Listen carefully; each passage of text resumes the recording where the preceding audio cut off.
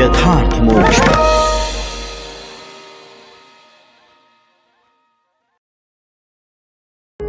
यथार्थ मोक्ष प्रस्तुत कर रहा है अतुल्य संपूर्ण महाभारत। श्री महाभारतम निवात कवच युद्ध पर्व 165वां अध्याय। अर्जुन का गंधमादन पर्वत पर आकर अपने भाइयों से मिलना। वैशंपायन जी कहते हैं, जन्मेजय, तदनंतर किसी समय हरे रंग के घोड़ों से जुता हुआ देवराज इंद्र का रथ सहसा आकाश में प्रकट हुआ, मानो बिजली चमक उठी हो। उसे देखकर अर्जुन का चिंतन करते हुए महारथी पांडवों को बड़ा हर्ष हुआ। उस रथ का संचालन मातली कर रहे थे। वह दीप्तिमान रथ सहसा अंतरिक्ष लोक को प्रकाशित करता हुआ इस प्रकार सुशोभित होने लगा, मानो बादलों के भीतर बड़ी भारी उल्का प्रकट हुई हो अथवा अग्नि की धूम रहित ज्वाला प्रज्वलित हो उठी हो।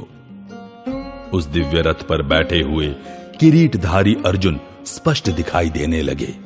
उनके कंठ में दिव्य हार शोभा पा रहा था और उन्होंने स्वर्ग लोक के नूतन आभूषण धारण कर रखे थे।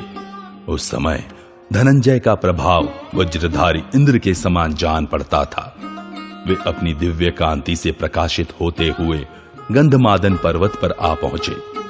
पर्वत पर पहुंचकर बुद्धिमान किरीटधारी अर्जुन देवराज इंद्र के उस दिव्य रथ से उतर पड़े। उस समय सबसे पहले उन्होंने महर्षि धौम्य के दोनों चरणों में मस्तक झुकाया। तदनंतर अजात शत्रु युधिष्ठिर तथा भीमसेन के चरणों में प्रणाम किया। इसके बाद नकुल और सहदेव ने आकर अर्जुन को प्रणाम किया। तत्पश्चात द्रौपदी से मिलकर अर्जुन ने उसे बहुत आश्वासन दिया और अपने भाई युधिष्ठिर के समीप आकर वे विनीत भाव से खड़े हो गए। अप्रमेय वीर अर्जुन से मिलकर सब पांडवों को बड़ा हर्ष हुआ। अर्जुन भी उन सब से मिलकर बड़े प्रसन्न हुए तथा राजा युधिष्ठिर की भूरी भूरी प्रशंसा करने लगे। नमूची नाशक इंद्र ने जिस पर बैठकर दैत्यों के 7 यूथों का संहार किया था, उस इंद्ररथ के समीप जाकर उदार हृदय वाले कुंती पुत्रों ने उसकी परिक्रमा की। साथ ही उन्होंने अत्यंत हर्ष में भरकर मातली का देवराज इंद्र के समान सर्वोत्तम विधि से सत्कार किया। इसके बाद उन पांडवों ने मातली से संपूर्ण देवताओं का यथावत कुशल समाचार पूछा। मातली ने भी पांडवों का अभिनंदन किया और जैसे पिता पुत्र को उपदेश देता है, उसी प्रकार पांडवों को कर्तव्य की शिक्षा देकर वे पुनः अपने अनुपम कांतिशाली रथ के द्वारा स्वर्गलोक के स्वामी इंद्र के समीप चले गए।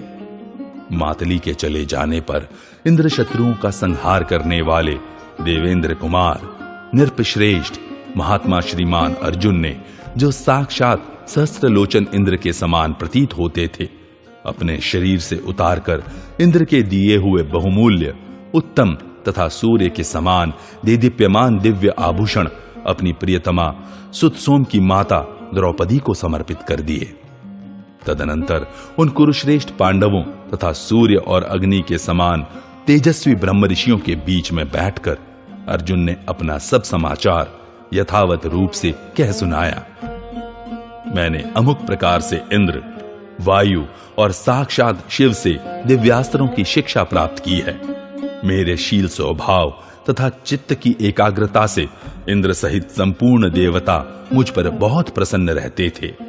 निर्दोष कर्म करने वाले अर्जुन ने अपने स्वर्गीय प्रवास का सब समाचार उन सबको संक्षेप से बताकर नकुल सहदेव के साथ निश्चिंत होकर उस आश्रम में शयन किया।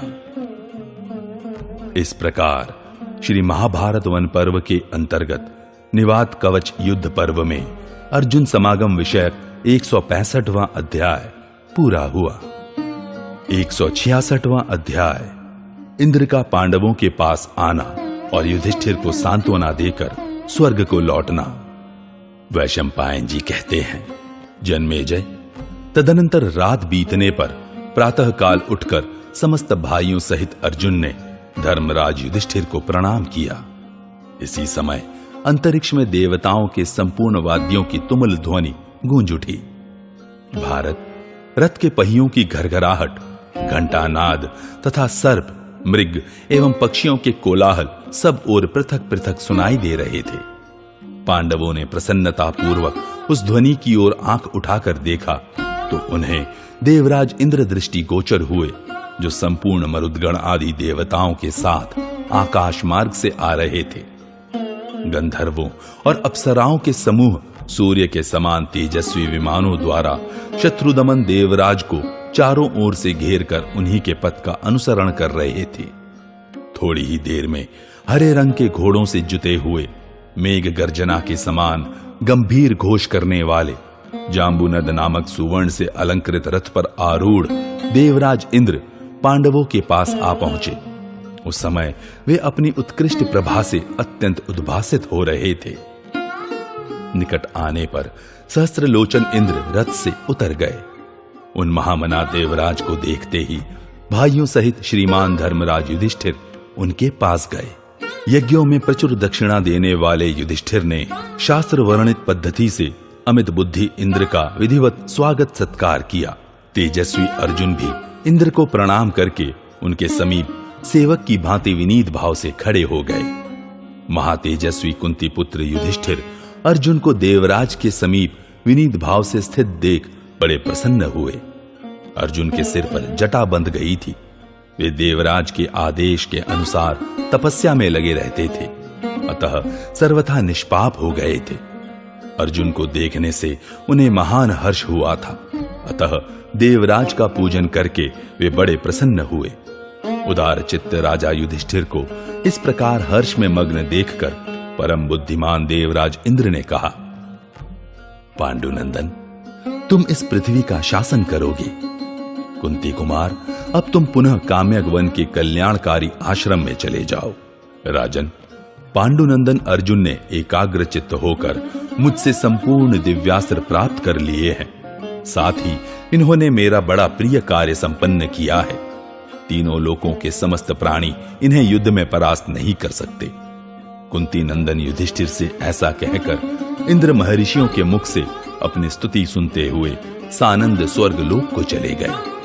धनाध्यक्ष कुबेर के घर में टिके हुए पांडवों का जो इंद्र के साथ समागम हुआ था, उस प्रसंग को जो विद्वान एकाग्रचित होकर प्रतिदिन पढ़ता है और संयम नियम से रहकर कठोर व्रत का आश्रय ले 1 वर्ष तक ब्रह्मचर्य का पालन करता है, वह सब प्रकार की बाधाओं से रहित हो 100 वर्षों तक सुखपूर्वक जीवन धारण करता है।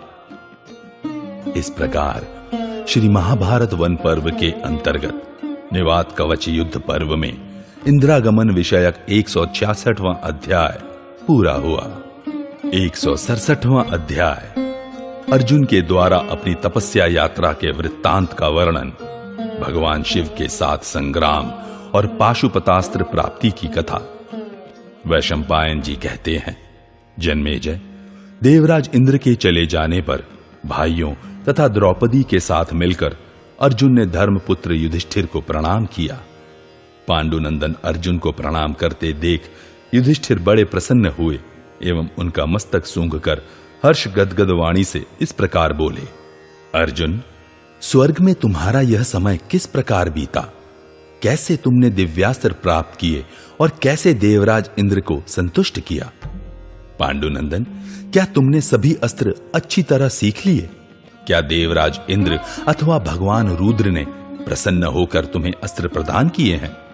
शत्रुदमन, तुमने जिस प्रकार देवराज इंद्र का दर्शन किया है अथवा जैसे पिनाकधारी भगवान शिव को देखा है, जिस प्रकार तुमने सब अस्त्रों की शिक्षा प्राप्त की है और जैसे तुम्हारे द्वारा देवाराधन का कार्य संपादित हुआ है, वह सब बताओ।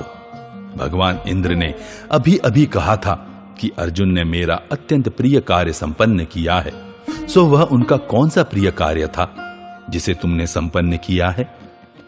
महातेजस्वी वीर, मैं ये सब बातें विस्तार पूर्वक सुनना चाहता हूं। शत्रुओं का दमन करने वाले निष्पाप अर्जुन, जिस प्रकार तुम्हारे ऊपर महादेव जी तथा देवराज इंद्र संतुष्ट हुए और वज्रधारी इंद्र का जो प्रिय कार्य तुमने संपन्न किया है, वह सब पूर्ण रूप से बताओ।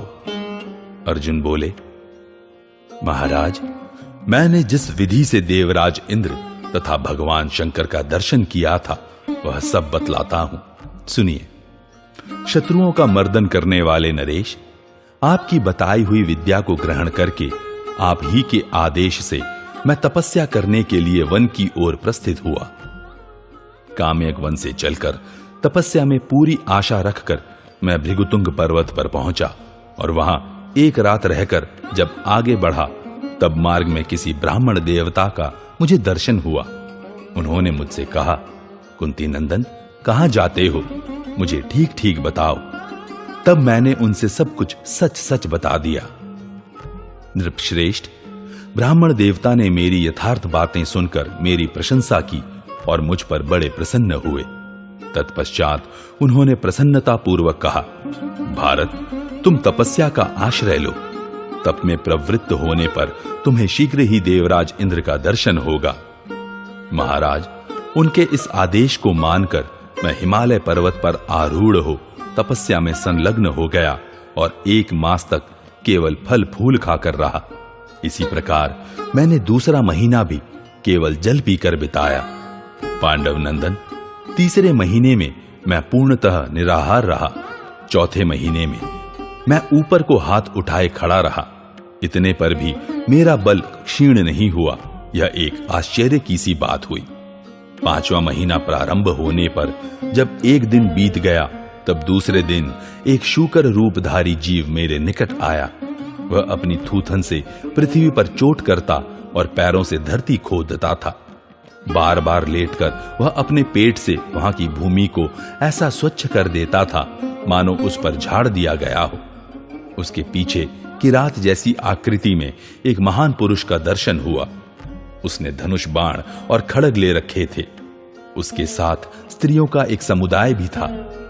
तब मैंने धनुष तथा अक्षय तर्कस लेकर एक बाण के द्वारा उस रोमांचकारी सूकर पर आघात किया। साथ ही किरात ने भी अपने सुदृढ़ धनुष को खींचकर उस पर गहरी चोट की, जिससे मेरा हृदय कंपित सा हो उठा। राजन, फिर वह किरात मुझसे बोला, यह सुअर तो पहले मेरा निशाना बन चुका था, फिर तुमने आखेट के नियम को छोड़कर उस पर प्रहार क्यों किया? इतना ही नहीं, उस विशालकाय एवं धनुर्धर किरात ने उस समय मुझसे यह भी कहा, अच्छा ठहर जाओ, मैं अपने पैने बाणों से अभी तुम्हारा घमंड चूर चूर किए देता हूं। ऐसा कहकर उस भील ने जैसे पर्वत पर वर्षा हो उस प्रकार महान बाणों की बौछार करके मुझे सब ओर से ढक दिया। तब मैंने भी भारी बाण वर्षा करके उसे सब ओर से आच्छादित कर दिया। तदनंतर जैसे वज्र से पर्वत पर आघात किया जाए उसी प्रकार प्रज्वलित मुख वाले अभिमंत्रित और खूब खींचकर छोड़े हुए बाणों द्वारा मैंने उसे बार बार घायल किया। उस समय उसके सैकड़ों और सहस्त्रों रूप प्रकट हुए और मैंने उसके सभी शरीरों पर बाणों से गहरी चोट पहुंचाई। भारत, फिर उसके वे सारे शरीर एक रूप दिखाई दिए। महाराज, उस एक रूप में भी मैंने उसे पुनः अच्छी तरह घायल किया। कभी उसका शरीर तो बहुत छोटा हो जाता, परंतु मस्तक बहुत बड़ा दिखाई देता था। फिर वह विशाल शरीर धारण कर लेता और मस्तक बहुत छोटा बना लेता था। राजन, अंत में वह एक ही रूप में प्रकट होकर युद्ध में मेरा सामना करने लगा। भरतर्षभ, जब मैं बाणों की वर्षा करके भी युद्ध में उसे परास्त न कर सका, तब मैंने महान वायव्यास्त्र का प्रयोग किया, किंतु उससे भी उसका वध न कर सका। यह एक अद्भुत सी घटना हुई। वायव्यास्त्र के निष्फल हो जाने पर मुझे महान आश्चर्य हुआ। महाराज, तब मैंने पुनः विशेष प्रयत्न करके रणभूमि में किरात रूपधारी उस अद्भुत पुरुष पर महान अस्त्र समूह की वर्षा की। स्थूणाकर्ण, वारुणास्त्र, भयंकर शरवर्षास्त्र, शलभास्त्र तथा अश्मवर्ष, इन अस्त्रों का सहारा ले मैं उस किरात पर टूट पड़ा। राजन, उसने मेरे उन सभी अस्त्रों को बलपूर्वक अपना ग्रास बना लिया। उन सब के भक्षण कर लिए जाने पर मैंने महान ब्रह्मास्त्र का प्रयोग किया। तब प्रज्वलित बाणों द्वारा वह अस्त्र सब ओर बढ़ने लगा। मेरे महान अस्त्र से बढ़ने की प्रेरणा पाकर वह ब्रह्मास्त्र अधिक वेग से बढ़ चला। तदनंतर मेरे द्वारा प्रकट किए हुए ब्रह्मास्त्र के तेज से वहां के सब लोग संतप्त हो उठे। एक ही क्षण में संपूर्ण दिशाएं और आकाश सब ओर से आग की लपटों से उद्दीप्त हो उठा। परंतु उस महान तेजस्वी वीर ने क्षण भर में ही मेरे उस ब्रह्मास्त्र को भी शांत कर दिया। राजन, उस ब्रह्मास्त्र के नष्ट होने पर मेरे मन में महान भय समा गया।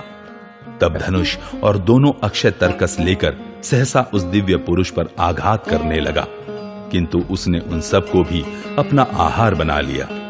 जब मेरे सारे अस्त्र शस्त्र नष्ट होकर उसके आहार बन गए, तब मेरा उस अलौकिक प्राणी के साथ मल्ल युद्ध प्रारंभ हो गया। पहले मुक्कों और थप्पड़ों से मैंने उससे टक्कर लेने की चेष्टा की, परंतु उस पर मेरा कोई वश नहीं चला और मैं निश्चेष्ट होकर पृथ्वी पर गिर पड़ा। महाराज, तब वह अलौकिक प्राणी हंसकर मेरे देखते देखते स्त्रियों सहित वहीं अंतर्धान हो गया। राजन, वास्तव में वे भगवान शंकर थे। उन्होंने ऐसा बर्ताव करके दूसरा रूप धारण कर लिया। देवताओं के स्वामी भगवान महेश्वर किरात रूप छोड़कर दिव्य स्वरूप का आश्रय ले अलौकिक एवं अद्भुत वस्त्र धारण किए वहां खड़े हो गए। इस प्रकार उमा सहित साक्षात भगवान वृषभध्वज का दर्शन हुआ। उन्होंने अपने अंगों में सर्प और हाथ में पिनाक धारण कर रखे थे। अनेक रूपधारी भगवान शूलपाणी उस रणभूमि में मेरे निकट आकर पूर्ववत सामने खड़े हो गए और बोले, परंतप मैं तुम पर संतुष्ट हूं। तदनंतर मेरे धनुष और अक्षय बाणों से भरे हुए दोनों तरकस लेकर भगवान शिव ने मुझे ही दे दिए और कहा, परंतप ये अपने अस्त्र ग्रहण करो। कुंती कुमार, मैं तुमसे संतुष्ट हूं। बोलो, तुम्हारा कौन सा कार्य सिद्ध करूं? वीर, तुम्हारे मन में जो कामना हो बताओ, मैं उसे पूर्ण कर दूंगा। अमरत्व को छोड़कर और तुम्हारे मन में जो भी कामना हो बताओ। मेरा मन तो अस्त्र शस्त्रों में लगा हुआ था। उस समय मैंने हाथ जोड़कर मन ही मन भगवान शंकर को प्रणाम किया और यह बात कही, यदि मुझ पर भगवान प्रसन्न है तो मेरा मनोवांछित वर इस प्रकार है। देवताओं के पास जो कोई भी दिव्यास्त्र है उन्हें मैं जानना चाहता हूं। यह सुनकर भगवान शंकर ने मुझसे कहा, पांडुनंदन, मैं तुम्हें संपूर्ण दिव्यास्त्रों की प्राप्ति का वर देता हूं। पांडु कुमार, मेरा रौद्रास्त्र स्वयं तुम्हें प्राप्त हो जाएगा। यह कहकर भगवान पशुपति ने बड़ी प्रसन्नता के साथ मुझे अपना महान पाशुपतास्त्र प्रदान किया। अपना सनातन अस्त्र मुझे देकर महादेव जी फिर बोले, तुम्हें मनुष्यों पर किसी प्रकार इस अस्त्र का प्रयोग नहीं करना चाहिए। अपने से अल्प शक्ति वाले विपक्षी पर यदि इसका प्रहार किया जाए तो यह संपूर्ण विश्व को दग्ध कर देगा। धनंजय, जब शत्रु के द्वारा अपने को बहुत पीड़ा प्राप्त होने लगे, उस दशा में आत्मरक्षा के लिए इसका प्रयोग करना चाहिए। शत्रु के अस्त्रों का विनाश करने के लिए सर्वथा इसका प्रयोग उचित है। इस प्रकार भगवान वृषभध्वज के प्रसन्न होने पर संपूर्ण अस्त्रों का निवारण करने वाला और कहीं भी कुंठित न होने वाला दिव्य पाशुपतास्त्र मूर्तिमान हो मेरे पास आकर खड़ा हो गया। वह शत्रुओं का संहारक और विपक्षियों की सेना का विध्वंसक है।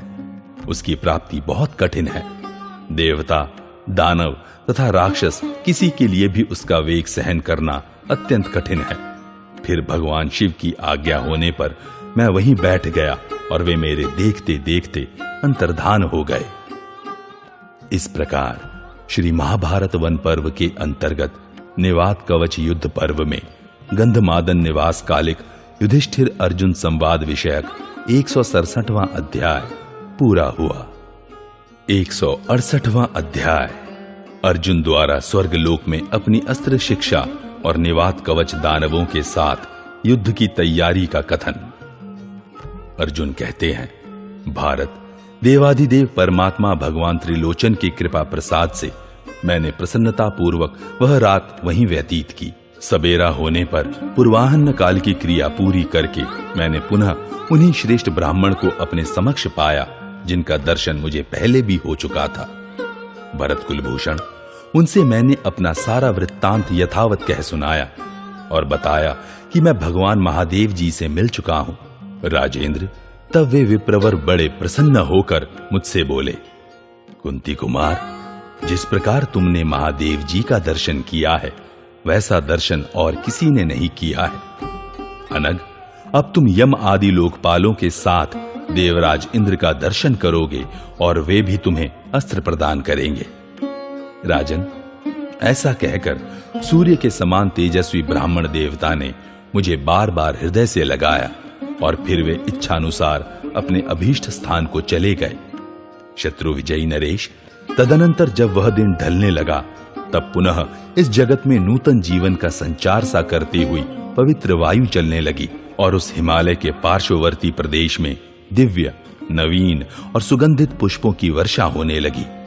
चारों ओर अत्यंत भयंकर प्रतीत होने वाले दिव्य वाद्यों और इंद्र संबंधी स्तोत्रों के मनोहर शब्द सुनाई देने लगे।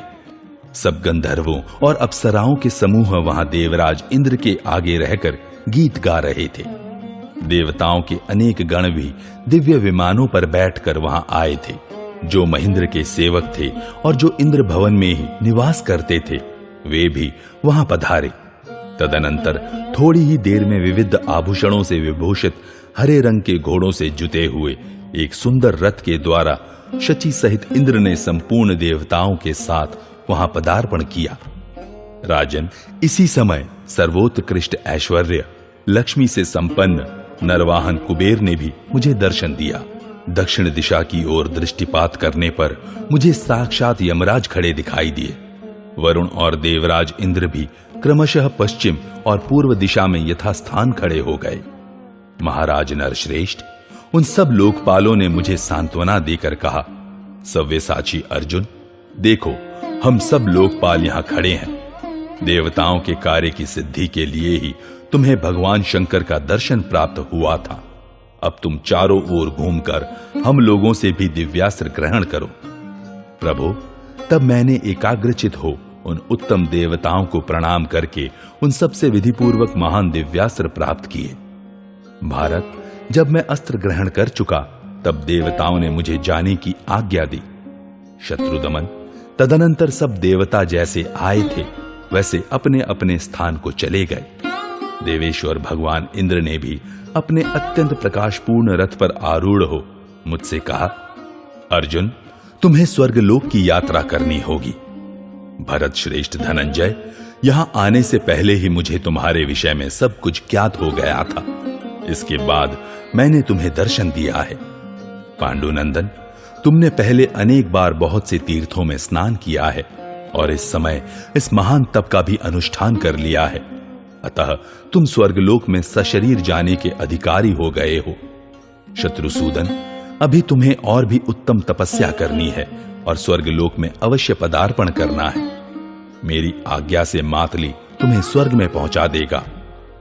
पांडव श्रेष्ठ, यहां रहकर जो तुम अत्यंत दुष्कर तप कर रहे हो, इसके कारण देवताओं तथा महात्मा मुनियों में तुम्हारी ख्याति बहुत बढ़ गई है।